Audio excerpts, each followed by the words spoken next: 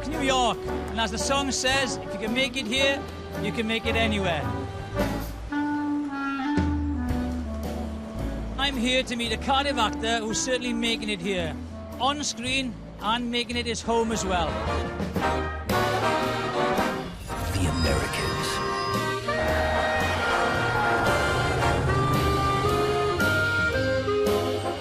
A Welshman in New York who's going native and turning American. Or is he?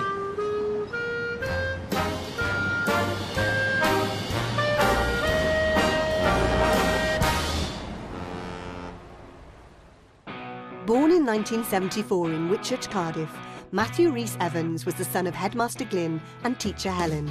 He was educated locally through the Welsh medium before gaining a place at RADA, the Royal Academy of Dramatic Art. He won a BAFTA Cymru early on in his career before appearing in various films and TV around the world. He co-starred with Kathleen Turner in The Graduate in the West End, played Dylan Thomas opposite Keira Knightley and Sienna Miller in Edge of Love, and starred in The Last Columbo. He then moved to LA for the long-running family drama Brothers and Sisters with Sally Field, which propelled him to a lead role in The Americans, where Matthew plays an undercover KGB agent in Ronald Reagan's 1980s Washington. What do you do, Stan? I'm an FBI agent.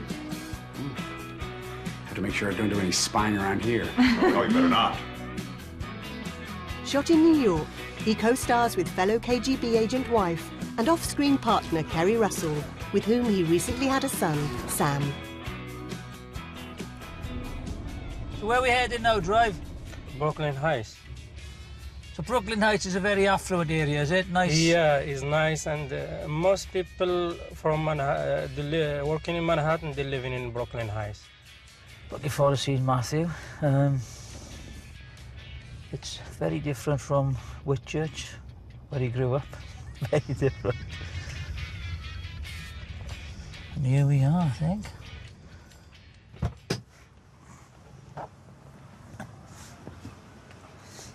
Cheers, Naz. Thank you. You're welcome. Here we go. See what he says. Hello. Boy. Hello, Jim. How are you, about all right? Very good. How are you? God, I thought it was Tom Hanks from Castaway then for a minute. Which, before or after he's lost the weight? Right, come on. Where are you taking me? Oh, I don't know where to begin. I'm going to show you the sights and sounds. Don't you want the plants in New York then? I think it's indicative of my career. Right, come on. Show me the Onward sights in New York. Come on. Onward to glory.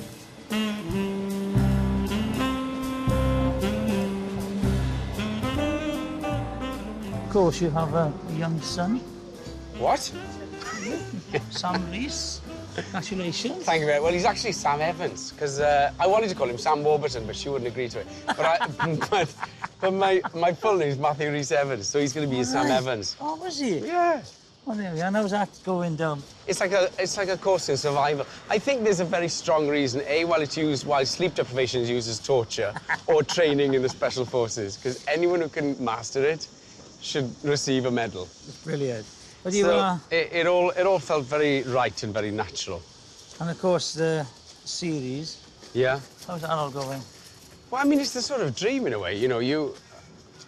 It's strange. In America, it's a very different way of working. You sign up for sort of 6 to 7 seasons before you start filming the first one, and a lot of people are going, well, is this going to go for 6 years? Is it going to be any good? Etc. etc. And you know, I hate to sound like a cliche, but The Americans is one of those jobs where the writing has got stronger and better, and it's a job that keeps challenging you, and to do a job that does that for 6 years is everything you want. You know, you cross your fingers, you do your best, and you see what happens. So... Here we are. 200 yards away from this magnificent skyline. It's like Penarth Pier. A little bit. That's Brooklyn Bridge, isn't it? Brooklyn Bridge with the Empire State behind it. Yeah. And then you got, Freedom Tower, One World Trade, 1,776 feet tall, 1776, the year of independence. Keep on going. Statue of Liberty, Ellis Island, named after a Welshman. Right, OK. Apparently, it was a sandbank with a pub on it owned by a Welshman called Ellis. No, you take all this in, right, and you think, hang on now, living in Brooklyn Heights, with a Hollywood superstar, and she is, do you think, no, right, you've made it now? Is this, you know, when you started off acting, can you ever imagine saying, right, here I am, showing my mates around, this is where we are, and this is it? Yeah, no, no, I still totally have the sort of, I have two things. I have the pinch myself and the turn of the shoulders for the bloke who's going, oi, we didn't mean you. We went Matthew Rhys the hooker, get out. And is it, well, that's what they said, I'm going to interview Matthew Rhys, and they said, well, what's Matthew Rhys the hooker doing in New York? So it's exactly it. But I'm looking at it going, right, it's, when I started off my career, I go, right, I want to play for Wales, right? That is a, have you got something that, like, you've done it, or there is something else there is still something else that lies over there, which is to be on Broadway, and that's like the elusive Lion's Cap. Well, I didn't have that, so there we are. I know that's what I'll just rub some lemon juice into that one for you. I thought I'd relate it to you.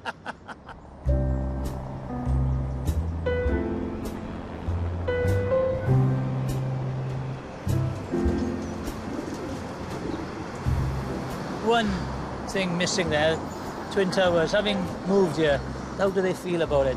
I think one thing you see often, especially fire department tattoos, murals, is, you know, lest we forget, and they absolutely would. It became just an integral part of the fabric of the city. Yeah. And I don't think it clouds them, but they absolutely it changed a number of things, and they absolutely haven't forgotten it. And pulled them all together. Incredibly. Yeah, incredibly so. But yeah, you know, the memorials and the commemorations every year are still enormous, as they should be.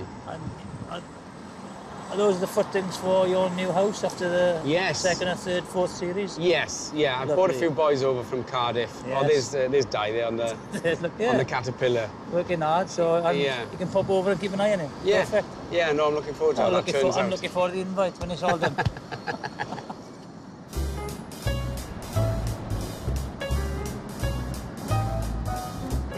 Being an actor, I know it's like everything's going so well for you, but you out of work and waiting, and you know, you talk to actors who said, "Oh, I got to do this job and that job and a painting job or whatever." Yeah. You nearly give it up, didn't you? Yeah, I did a year at the West End playing The Graduate with Kathleen Turner. Yes, yes. And I just thought, oh, I'm 25, I'm set now. This is going to be amazing. Was that? This is it. I've made it. Big break. Yeah, and then it didn't work for a whole year. Immediately after, couldn't catch a cold. How do you get your mind around that then? How do you keep on going, or what do you do? Well, I slightly didn't. I slightly lost it a bit, you know, kind of considered joining the army and things like that. Because you go, well, by then, after a year, you're sort of skint, and you're going, I can't. And it's not like you're not auditioning. I was auditioning tons, I couldn't land a thing. So yeah, I started thinking about other professions.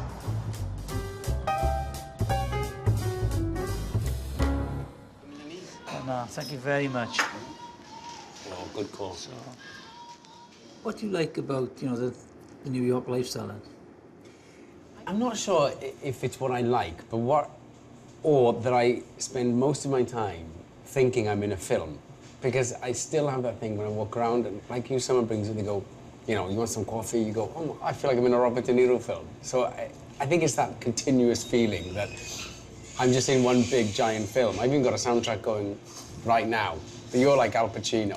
Oh, I might be happy with that. What about the American accent? And do you, when you speak at home, then you in the American accent or this Welsh one? This Welsh one I'm stuck with. Give us a bit of American, the old Brooklyn accent. The archetype when people say coffee, you want some coffee, is like it's a Long Island, you know, Long Island just outside New York. You know, they say Long Island, like you want some coffee. So Brooklyn might go, so a Brooklyn accent might say you want some coffee instead of coffee. And all of a sudden you're like, what? So I tried to keep as generic and general as possible. What's it like working in America and working with Americans? They seem, you know, they drive you hard and just knock you off your perch. 100%. It's one of the most overcrowded professions in the world. Yeah. And every man and his donkey thinks they can act, because ultimately that's all you're doing No, is... I can't. Well, you're standing, you know, standing on a bit of tape talking to people. Everyone goes, well, how hard is that?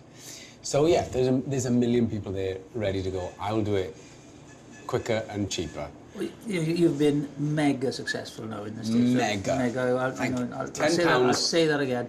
Mega, mega successful. £10 every time you say mega. Brothers and Sisters, massive hit where you played a gay lawyer. And would you think that was that put you on that kind of plateau, and then you could just pick and choose, or? I'm not sure if I'm in a place where I can pick and choose, but it definitely gave me an opportunity. It was, you know, it was a big show, it was a network show, so you can sit back and learn, and that's what I did was watch and learn. I did a lot of that on the Brothers and Sisters, and then it gave me the opportunity to audition them for things like The Americans. Yeah. Maybe you should concentrate on Kevin. Chad dumped him. Oh, Kev, I'm so sorry. You know what? I'm gonna join a monastery anyway, one of those vow of silence places, so I can stay out of trouble. Well, you'd probably find a way, especially with all those monks batting their eyes at you. Oh, what a sorry bunch we are. Look at us, God. Do you still get recognised a lot, or do you love the anonymity of New York? I think in New York, even if they do recognise you, they don't really care. Yeah. See everyone. So I rarely get recognised. Even when I go to the kitchen in the morning, it's touch and go when she remembers me. What about so moving on to the Americans? People maybe don't in the UK don't appreciate how big it is over here. Tell them. Well, I will tell them. Tell them now. Even to the degree where you were summoned to the White House because the Obamas are massive fans. So where would you sit next door to in the White House? Michelle Obama. There we are. And what kind of First conversation? Lady. I've been in a number of nerve-wracking situations, right? But I have to say, I was so nervous in that situation. Cocking yourself. I didn't have a single thought in my head. And I do remember going, say something, because I was just like this. And there was one terrible moment where she was all in white, this beautiful white gown, and they'd got these small heirloom tomatoes from the garden they'd poached and peeled, like a bull in a china shop. I go like this, and I fork this tomato. Oh my God. It went off like a grenade, right? It went, and I just watched it go. And she's there just watching. Just sail past the bar. And all of it missed her. And she was none the wiser talking to the sort of Prime Minister of Singapore. And I'm there going, So what was he, what was he like? Was he... Oh, they're the most gracious, charming, down-to-earth. They're everything you think they are, and sort of more. And, they're fans of the show, so they wanted to talk about the show, and then you want to talk about how to run America. So it's like, he's like, I don't want to talk about it. And he's like, I don't want to talk about the show. So what do you ring home and tell Mum and Dad? Oh, have a guess what I've been today. You know that man that runs America? Hang on. What do they Ronald say? Reagan, eh? What do they say? I think they're sort of just a bit shocked now. The other thing is, the Americans, you're married to Kerry. Yeah. I mean, not in real life. No, you're married on the show. Yeah. But now she is your partner. Yeah. Mother of your son. Yeah. It's like, that's a bit weird, isn't it? I broke the cardinal rule. Yes. Dating. Yes, co-star. Never dirty co-star, ever. And I thought I'd cracked it. I thought, done it, got through it. And then, I was like, oh no, I've become the cliche. Terrible, but so far it's worked.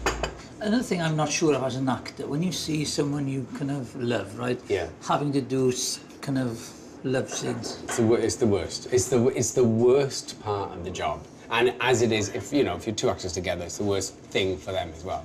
But there's nothing that makes it any better. The amount of time you're with someone, the amount, is the worst feeling in the world. Especially if he's got better six-pack, bigger arms, all of that. I can imagine. This is a wine bar, right? So yes. I'm very familiar with this place. Yes. You've also got a hand in a few other pots, and you are now doing a wine show with Matthew Good from Downton Abbey. Yeah. He called me up and he went, do you want to go to Italy for 3 weeks to drink? And I was like, what time shall I be at Heathrow? Ooh. That's a lot. That's a little firework under the nose. That's really powerful. Yes. It's a big wine. How were we as sommeliers? Do we have a lot to learn? You are not bad. Good. You talk too much, I think.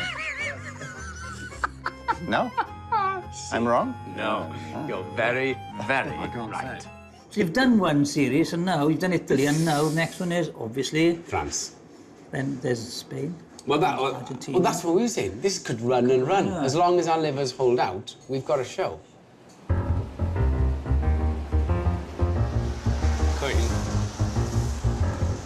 Have you ochr arall? All right.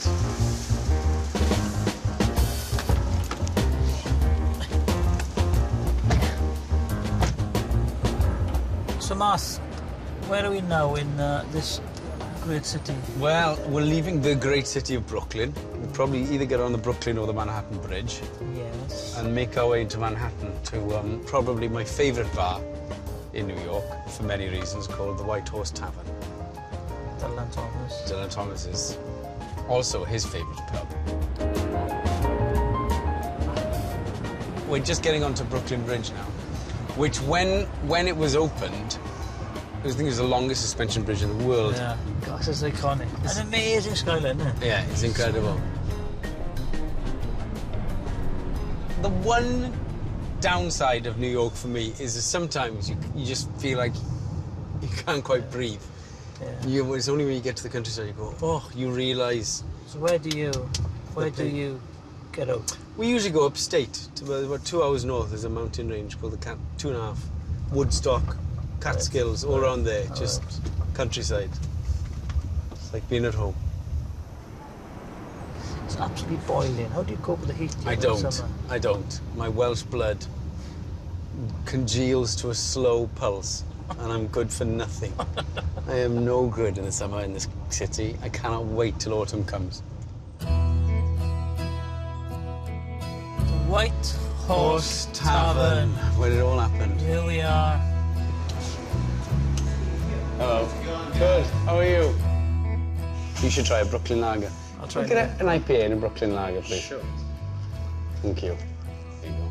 Oh, Guinness. Oh, thank you very much. Taste. Here's mine. Iechyd. What do you think? That's all right. It's wet. It's wet. Cold. So this is Dylan Thomas's local. Yeah. This is where he spent a lot of his time. He did, and as many know, it was where where it tragically all came to an end, and he had his last few drinks here, and then collapsed outside, and then they took him to St. Vincent's. So they know the history of Dylan Thomas. Is there a fondness for the Welsh in New York? Yeah, I think primarily because of him. At his height, he was this sort of rock and roll poet. Making poetry sexy and doing these readings. It was a new phenomenon of his time, and he was a famous Welshman in New York, coveted and sought out. Bob Dylan took his name. Yeah, the Edge of Love, you played Dylan in that. But as you said, it was mainly about the women in it. Yes. Do you think they should do a film where, right, that's it, he's the main character? Yeah, of course. And you play it? Well, of course. Yes, there we are, end of conversation. I think having got to know what his life was, there's certainly enough there to make an incredible feature film about him, if not a short series. And naturally, I should play him. But this is just an amazing place, isn't it? If you just look at the walls and... Yeah. And to me, this is... Yes, it was, Dylan's pub, but also, to me, it's one of the only great pubs in New York. Dylan Thomas Awards, Richard Burton. Yes. Accepted by daughter Kate, who I did a Under Milkwood with a few years ago. But yeah, this is the... Incredible. Yeah, the Dylan Thomas room. Do you feel you're maintaining now the kind of great Welsh actors, your Burtons, your Hopkins, and leaving a Welsh legacy in American film industry? I think what Burton and Hopkins did for me was you made it a very real and tangible dream. Something. You could make it. Yes, that it's possible for boys from Wales to go to Hollywood and have a career. You know, burdened to that very, very early on. If in some small way, if we talk about legacy, that some other kid sees the Americans and goes, oh, it is possible. You know, there is life after an Eisteddfod, then, you know. Well, that's why it's so important to have heroes. Yeah, you Gareth Bales, yes. and you got it, you know, Gareth Edwards, yes, and all these people, you know. Yeah, in every walk of life. So legacy in that respect. Then, if I'm part of that legacy, then iechyd da. How much do you miss Wales?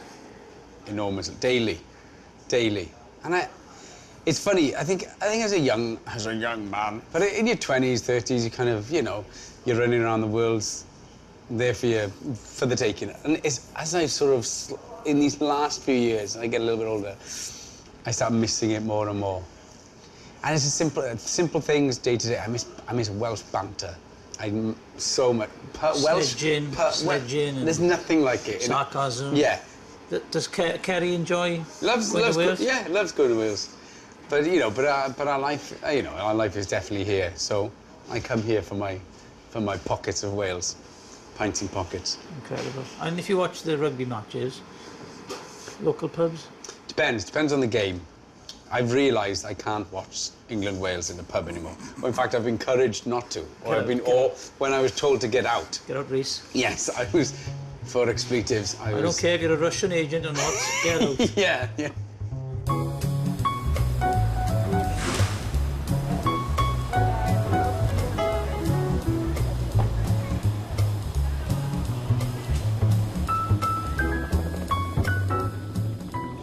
So where are we now? This is quite close to your house, isn't it? Yeah, this is a very regular hangout for us. Sort of rooftop pizza, good view. Keep an eye on the kids playing football. It's perfect. It's a lovely spot, isn't it? Yeah. Lovely spot. With the Americans, is it the toughest role you've had to play so far? Yeah, I would say yes, because Ronald Reagan, height of the Cold War, what the KGB were trying to do is sort of unbelievable. So making that believable in a drama is a big ask of the audience. So grounding it in a reality, I find difficult. But then the layers to the character, that you're this domestic dad by day and the sort of KGB agent by night. So making those two marry in a very real way, I think that you don't go, hang on, it's not like a Caped Crusader, you put your pants on the outside or by night and off you go. It's layers, basically. But in the character as well. Yeah. You have the high-speed car chases. So how does that work? Do you have to close streets down in New York? Yeah, that's the sort of boys' own adventure stuff that I love. You know, again, harking back to American television I watched. You get an opportunity with closed street police, stunt drivers. You know, you're in a 1980s car that doesn't have power steering, I hasten to add. You know, flooring it along these American streets. Those are the sort of the great moments. And also, your fitness regime, you know, you have a personal trainer and you have self-defense classes and kung fu and arm McGrath. You find yourself going, this is my job, sort of doing high-speed chases and doing kung fu.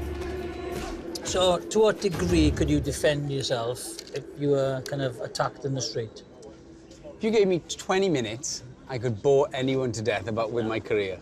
Don't need 20, don't need 20. No, a good five solid minutes. What about fending someone off or... Well, here's the thing. You learn all this stuff in showbiz, and you sort of go, oh, I think I'd be all right. And then I would imagine if you cut to the reality, I would be screaming for my stunt double or shouting cut. Best self-defense is this one, look. See, you go like that. He's an expert. Sword stuff is when you get nervous. Yeah, I can imagine. Or someone comes in, you know, between matinee and the evening performance at the theatre, and they go, come on, let's go to the sword fight again. You go, huh? Yeah. You've been to Dylan's pub? Yeah. Just for lunch. I only had a sandwich. Let's try to fight again. But it happens. You've done over 50 episodes for the Americans and still going, but over 100 for Brothers and Sisters. And how much time do you have? You know, there's the script. You're doing it. It completely depends. Sometimes you can get a script the week before and it doesn't change. Other times, you walk on set and they go, oh, you know that scene? We've tweaked it a bit, sorry to do this to you, and you're going to shoot in 5 minutes. Sorry to do this. These are the new lines, if that's okay. And you go, and that's when the panic sets in. On set? As you're walking onto the set, you've learnt the scene, and they go, we've tweaked it, but do you mind? Sorry. And you're like, what? We're shooting now. And they went, I know, it's a tiny, and you go, it's not a tweak, you've changed the scene. And they're like, yes, because the last one didn't make sense. It's like, well, unless I can staple it to someone's forehead, you need to give me 5 minutes. This is a scene, I think it was season 3, where Nkobo was actually... I could do that part. Well, he's an African socialist from South Africa. Okay. So it's not a white Afrikaans accent. It's not Francois Pina. How's it going? I won't attempt it. I won't attempt it. I'll leave it to you. I'm not doing it. Yeah, go on. You've got time. Okay. Your wife is at home now. See? Here's a taste of the Americans for you. Nkobo. That's your new nickname. Nkobo Davis. It's a lot nicer than some of them I've had, let me tell you.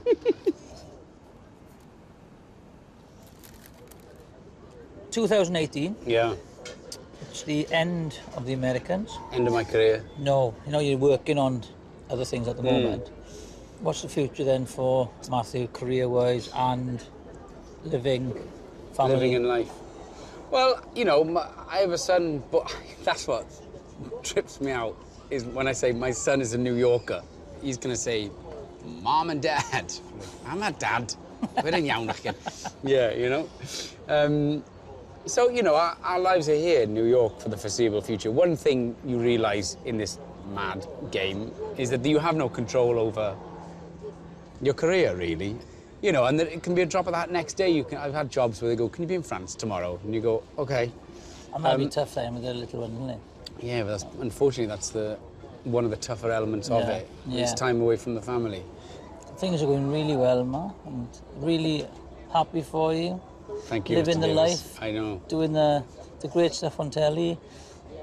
Happy families, lovely boy. You sound like Windsor Davis. I know, lovely boy, lovely boy. Can't get any better. No, it can't. It can't. So, knock on wood, long may it continue. Diolch i weld i fi. Diolch chi. Pleasure.